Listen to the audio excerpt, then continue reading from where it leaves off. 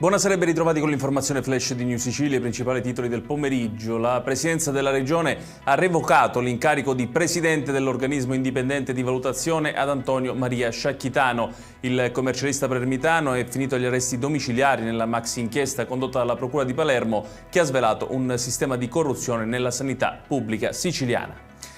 Nei primi 4 mesi del 2025 in Sicilia sono 22 le denunce per morti sul lavoro rispetto alle 13 dello stesso periodo dell'anno scorso. A segnalarlo è l'INAIL regionale. Le province più colpite sono Palermo, Catania e Trapani. In legge locale invece gli infortuni.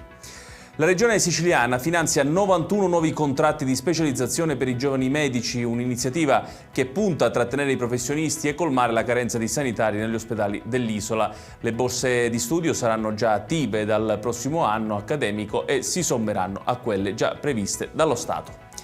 Sono oltre 44.000 gli studenti siciliani attesi agli esami di maturità, circa 2.000 in meno rispetto al 2024. Si parte il 19 giugno con la prova di italiano, seguita dalla seconda prova il giorno successivo.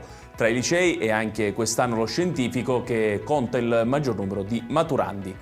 E chiudiamo con il meteo, prosegue l'ondata di caldo in Sicilia anche nella giornata di domani, infatti le temperature massime toccheranno i 35 gradi in molte zone dell'isola, allerta incendi in diverse province, le più a rischio sono quelle di Enna, Caltanissetta e Agrigento. Ed è tutto per questa edizione, tutti i dettagli su queste notizie li trovate come sempre sul nostro sito www.newsicilia.it. Grazie per averci seguito e buon proseguimento di serata.